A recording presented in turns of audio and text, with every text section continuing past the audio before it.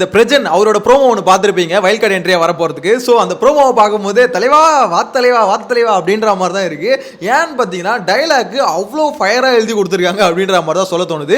என்னன்னு பார்த்தீங்கன்னா இந்த வீட்டில் எவனுக்கும் ப்ராப்பராக ரெஸ்பெக்ட் தெரியாது, மரியாதை கொடுக்க மாட்டானுங்க, நான் அடக்கம் இல்லை. ஸோ இவனுங்க எல்லாருக்கோட மாஸ்கையும் நான் வந்து கழட்ட போகிறேன். இது வந்து பார்த்தீங்கன்னா ஒரு இன்ஃபர்மேஷன் மட்டும் இல்லை, இது வந்து என்னோட ஃபைனல் வார்னிங் அப்படின்ற மாதிரி கொடுத்துட்டு சொல்லிட்டு வராரு. ஸோ அதை பார்க்கும்போது விஜய் சேதுபதி சார் இந்த மாதிரி தான் வீக்கெண்டில் நீங்கள் பேசுவீங்கன்னு எதிர்பார்க்குறோம். இவருக்கு யார் டைலாக் எழுதி கொடுத்தீங்களோ தயவு செஞ்சு நம்ம சேதுபதி சார் அவருக்கு ஒரு டைலாக் எழுதி கொடுங்க வீக்கெண்டானா. ஏன் அவர் மட்டும் ஏன் பேச மாட்டாரு, அவர் மட்டும் ஓன் டைலாக் போட்டுக்கணும்னு சொல்றீங்களா? ரொம்ப சாஃப்டா பேசிட்டு போறாரு. வைல்ட் கார்டு கண்டஸ்டன்ட் அவர் இவ்வளவு ஃபயரா பேசிட்டு வராரு.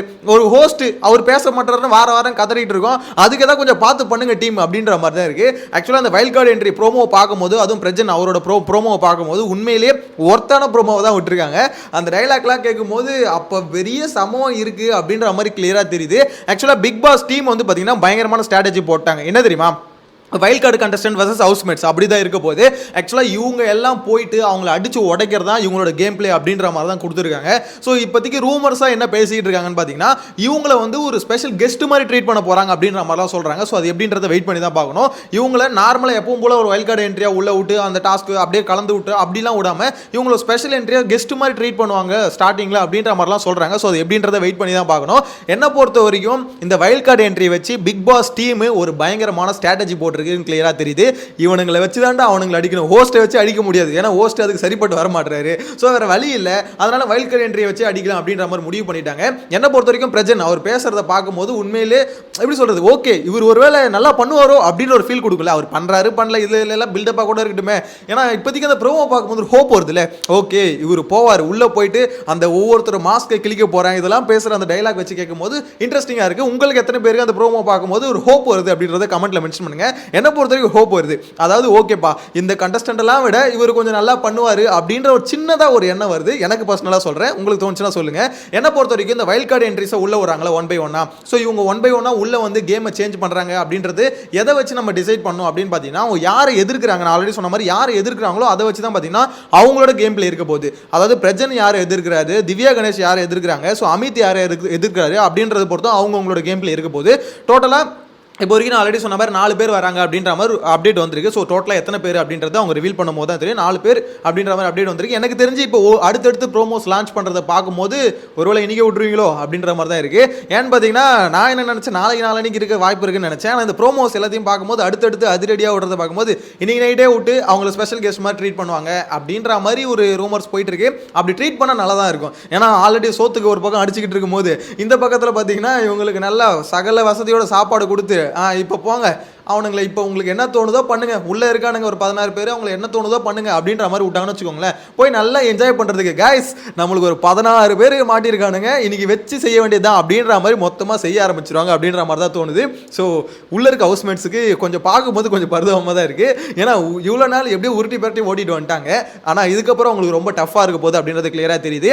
அது மட்டும் இல்லாமல் அவங்களுக்கு சொன்னாங்களே ரெஸ்பெக்ட் இல்லை, மரியாதை தெரியாது, நான் அடக்கம் இல்லை, ஸோ இந்த மாதிரிலாம் சொல்கிறாங்களே இது எல்லாமே உண்மையானு கேட்டிங்கன்னா உண்மைதான். ஸோ இது எல்லாத்தையும் பார்த்தீங்கன்னா கண்ட்ரோல் பண்ணியிருக்கணும். ஆனால் நம்ம விஜய் சேதுபதி அவர் வந்து பார்த்தீங்கன்னா தலைவர் வந்து மிஸ் பண்ணிட்டாரு கண்ட்ரோல் பண்ணுறதுக்கு. இது வந்து உள்ள இருக்க கண்டஸ்டன்ஸ் நம்ம குறை சொல்லவே முடியாது. ஏன்டா இப்படி பேசுறீங்க, ஏன்டா இப்படி கோவப்படுறீங்க அப்படின்ற மாதிரி ஸ்டார்டிங்லேருந்தே அடின்னு அடிச்சிருந்தா அது வந்து பார்த்தீங்கன்னா மாறி இருக்கும். ஆனால் தலைவர் வந்து பார்த்தீங்கன்னா ஸ்டார்டிங்லேருந்தே பார்த்தீங்கன்னா ஒரு புத்தர் மாதிரி ஆகிட்டார். சபரியோட வைப்பு வந்து பார்த்தீங்கன்னா எல்லாருக்கும் பரவுதுன்னு நினைக்கிறேன். ஹோஸ்ட்டுக்கும் பரவிட்டு இருக்கு, கனியக்காவோட அன்பு வந்து பார்த்தீங்கன்னா ஹோஸ்ட்டுக்கும் பரவிட்டு இருக்கு. அதனால தான் மொத்த பேரும் பார்த்தீங்கன்னா எப்படி அது இவங்களாம் எப்படி அன்பின் மிகுதியில் இருக்காங்களோ அதே மாதிரி பார்த்தீங்கன்னா ஹோஸ்ட்டும் அப்படியே மாறிட்டார் போல. ஆனால் என்ன பொறுத்த வரைக்கும் பிரஜன் பேசுறதை பார்க்கும்போது ஓகே பண்ணுவார் அப்படின்ற ஒரு கான்ஃபிடென்ட் இருக்குது, வெயிட் பண்ணி பார்க்கலாம். ஆனால் அது கூட ஒரு முக்கியமான விஷயம், விஜய் பார்வதின்னு ஒருத்தவங்க இருக்காங்களே அவங்களுக்கு ஒரு சோகமான செய்தி உள்ளே நடந்திருக்கு. அந்த டாஸ்க் ஒன்று பார்த்துருப்பீங்க. அந்த டாஸ்க்கை பார்க்கும்போது என்னடா பார்வதிக்கு வந்த நேரம் அப்படின்ற மாதிரி தான் இருக்குது. ஆக்சுவலாக டாஸ்கில் பார்வதி தோத்துட்டாங்க, அவங்க டீமையும் தோக்கடிச்சிட்டாங்க அப்படின்ற மாதிரி தான் சொல்லணும். ஆக்சுவலாக அவங்களும் ட்ரை பண்ணாங்க அந்த டாஸ்கில் ஜெயிக்கிறதுக்கு, முடியல அப்படின்னு தான் சொல்லணும். ஆனால் வெளியில் வந்து அது முடியலன்னு சொன்னால் நல்லா இருக்காதுல்ல. என்னோட எஃபர்ட் எவ்வளோ வேணா போட்டேன், மேக்ஸிமம் எஃபர்ட்டை போட்டுட்டேன் நான். ஆனால் அதுக்கப்புறம் முடியலைங்க. அது வந்து எப்படி சொல்கிறது, அவங்க வந்து பயங்கரமாக அதாவது ஒரு வார்த்தையில் ஓகே என்னால் முடியல அதை தோத்துட்டோம் அப்படின்ற சொல்லிட்டு போகிறத விட நான் போட்டேன், என்னோட எக்ஸ்ட்ரீமுக்கு போட்டேன். பட் என்ன சொல்றது, அது வந்து பார்த்தீங்கன்னா, இப்ப யாரா இருந்தாலும் அது பண்ணியிருப்பாங்களா என்னன்னு தெரியல. கெமியா இருந்தாலுமே அது பண்ணியிருக்குமான்னு தெரியல. அப்படின்ற மாரிலாம் பேசிட்டு இருந்தாங்க. லைவ்ல பார்த்தேன். பார்வதி தோத்துட்டீங்கன்னா தோத்துட்டேன். ஓகே அவ்வளவுதான் சொல்லிட்டு விட்டுட்டு ஒத்துக்கோங்க. அது வந்து ஓகேன்ட்டு அதுக்கப்புறம் பார்த்தீங்கன்னா, அவன் இருந்தாலும் பண்ணியிருக்க முடியாது, இவன் இருந்தாலும் பண்ணியிருக்க முடியாது அப்படின்னு சொல்றதெல்லாம் தேவையில்லாம கிரிட்டிசிசம் தான் வரும். ஸோ தலைவி வந்து பார்த்தீங்கன்னா, எப்படி சொல்றது, டாஸ்க்லயும் சரி, அதாவது இப்ப எப்படி தெரியுமா, எஃப்ஜேக்கெல்லாம் நல்ல பாயிண்டா இருக்கும். வாய் மட்டும் தான் உனக்கு இருக்குது. மத்தபடி பார்த்தீங்கன்னா டாஸ்க்லாம் விளையாட மாட்டேன். சும்மா வாய் மட்டும் பேசிட்டு போயிடும் அப்படின்ற மாதிரி ஈஸியாக கலாச்சிட்டு போகிறதுக்கு நல்ல ஒரு பாயிண்ட் எடுத்து கொடுத்துட்டாங்க அப்படின்ற மாதிரி தெரியுது. ஏன்னா ரொம்ப நேரம் டைம் பிக் பாஸும் பார்வதி கமான் கமான் கமான்னாரு, எங்கே கமானு எந்திரிக்கவே மாட்டுது அப்படின்ற மாதிரி தான் இருந்தது. கொஞ்சம் பார்க்குறதுக்கு எப்படி சொல்கிறது, அவ்வளோதான். பார்வதி இதுக்கப்புறம் இதை வச்சு அடிப்பானுங்க அப்படின்ற மாதிரி தோணுது. பார்வதி கேம் பிளேலாம் அவ்வளோதாங்க, ரொம்ப சிம்பிள். அவங்கள பொறுத்த வரைக்கும் சண்டை ஒரு 2-3 வம்பு ஒழிக்கணும், அந்த வம்பை வச்சு பார்த்தீங்கன்னா கண்டென்ட் கிரியேட் பண்ணணும் அப்படின்ற மாதிரி தான் இருக்காங்க. எனக்கு தெரிஞ்சு வைல்ட் கார்டு என்ட்ரிஸ் அடுத்தடுத்து உள்ளே போனாங்கனாலே அவங்களோட கேம் பிளே வந்து குறைஞ்சிரும்.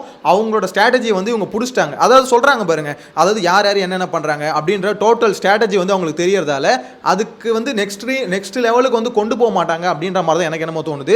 பார்வதி கிட்ட மேக்ஸிமம் பார்த்தீங்கன்னா கொண்டு போக மாட்டாங்க. மேக்ஸிமம் ஃபோக்கஸ் வந்து பார்த்தீங்கன்னா ஃபுல் அண்ட் ஃபுல் இந்த கேங் கிட்ட தான் இருக்கும். அதில் டஃப்பான பிளேயர்ஸை மட்டும் தான் இவங்க அட்டாக் பண்ணுவாங்க அப்படின்ற மாதிரி தான் இப்போ வரைக்கும் தோணுது. அது மட்டும் இல்லாமல் ஒரு முக்கியமான விஷயம், ஆக்சுவலி இந்த பிரச்சனை வராருல, இவர் கூட சாண்ட்ரா அவங்க ஒய்ஃப் அவரும் வராங்க அப்படின்ற மாதிரி ஒரு அப்டேட் போயிட்டு இருந்ததுல, அதுதான் இப்போ வரைக்கும் எப்படி என்னன்னா பிரஜனுக்கு ஒரு இன்ட்ரோ கொடுத்துட்டாங்க, அடுத்து சாண்ட்ரா வருவாங்க. இப்போ பிரஜனோட ஸ்பீச் வந்து பயங்கர ஃபயராக இருக்கான்னு கேட்டீங்கன்னா ஃபயராக இருக்குது. ஆனால் இப்போ கப்புள்ஸாக உள்ளே போகும்போது எப்படி இந்த தீ வந்து தண்ணி ஊற்றி அணைஞ்சிராதா அப்படின்ற ஒரு கேள்வி இருக்குல்ல, அதுதான் பார்த்தீங்கன்னா இப்போ எனக்கு டவுட்டாக இருக்குது. ஸ்பீச் எல்லாம் பயங்கரமாகுது பாஸ். ஆனால் இப்போ வந்திருக்க அப்டேட் படி பார்த்தீங்கன்னா ஒய்ஃபும் கூட வராங்க அப்படின்ற மாதிரி தான் இருக்குது. ஸோ அடுத்த ப்ரோமோ மேபி அவங்களுக்கு விடுவாங்களா என்னன்னு தெரியல. அப்படி இருக்கும்போது கப்புள்ஸாக உள்ளே விட்டா எப்படி இவங்களுக்குள்ளேயே அடிச்சுக்க மாட்டாங்களா? ஏன்னா ஆல்ரெடி பிக் பாஸ் வீடு வந்து பார்த்தீங்கன்னா எப்படி சொல்கிறது, ஆல்ரெடி அந்த சண்டை போடுறதுக்கு அதாவது நல்லா இருக்கவங்களை கூட பிரித்து விட்ற வீடு. அதில் வந்து நீங்கள் ஒன்றா ஜோடியாக உள்ளே போயிட்டு பார்த்து வேறு ஏதாவது சம்பவம் நடந்திருக்கும். நிறைய பேர் பார்த்தீங்கன்னா இந்த அப்டேட் வந்தப்பே சொல்லிட்டு இருந்தாங்க, இப்போ பிரஜன் உனக்கு வேலை இல்லையா, இந்த வீடு எப்படிப்பட்ட வீடுன்னு தெரியும், அதில் வேறு கப்புள்ஸாக போகிறேன். ஸோ அப்படி இருக்கும்போது பார்த்து வெளியே வந்து பார்த்தீங்கன்னா ஸ்ட்ரெயிட்டாக கோர்ட்டுக்கு போயிட்டு சப்ளை பண்ணுற ரேஞ்சுக்கு வந்துட போகுது அப்படின்ற மாதிரி தான் மொத்த பேர் பேசிகிட்டு இருந்தாங்க. ஏன்னா ஒரு ரிஸ்க்கு, ஏன்னா இதில் கப்புள்ஸாக போகிறது ரொம்ப ரிஸ்க்கு. ஏன்னா ஒருத்தர் பின்னாடி ஒருத்தர் இதில் பேசி தான் ஆகணும். அண்டர்ஸ்டாண்டிங் எப்படி இருக்க போகுதுன்னு தெரியல, எப்படி இதை ஹேண்டில் பண்ண போகிறாங்கன்றதே எனக்கு தெரிஞ்சு ரொம்ப கஷ்டங்க.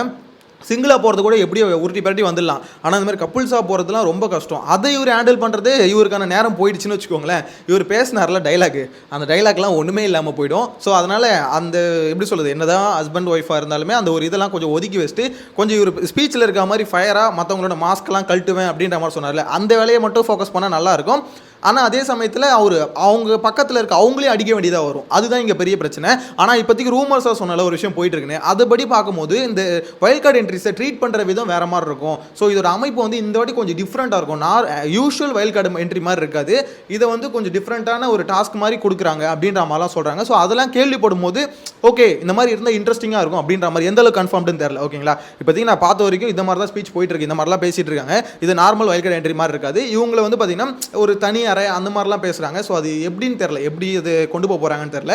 ஆனால் என்ன பொறுத்த வரைக்கும் ஒரு பெரிய ரிஸ்க் தான், ஹஸ்பண்ட் அண்ட் ஒய்ஃபாக உள்ள வரது வந்து பெரிய ரிஸ்க் தான். ஸோ அந்த ரிஸ்க் எடுத்திருக்காங்க பிரஜன் அப்புறம் சாண்ட்ரா, ரெண்டு பேருமே எடுத்திருக்காங்க. இன்னும் சாண்ட்ராக்கான இன்ட்ரோ வரல, ஆனால் அப்டேட் படி பார்த்தீங்கன்னா ரெண்டு பேரும் வராங்க அப்படின்ற மாதிரி தான் அப்டேட் வருது. வெயிட் பண்ணி பார்க்கலாம் வராங்களா இல்லையான்னு. ஆனால் என்ன பொறுத்த வரைக்கும் அந்த ப்ரோமோவாக பார்க்கும்போது உண்மையிலே இன்ட்ரெஸ்டிங்காக இருக்குது அப்படின்ற மாதிரி சொல்ல தோணுது. ஸோ உங்களோட கருத்தை மறக்காம கமெண்ட்டில் மென்ஷன் பண்ணுங்கள். நெக்ஸ்ட் வீடியோவில் மீட் பண்ணலாம். Bye by.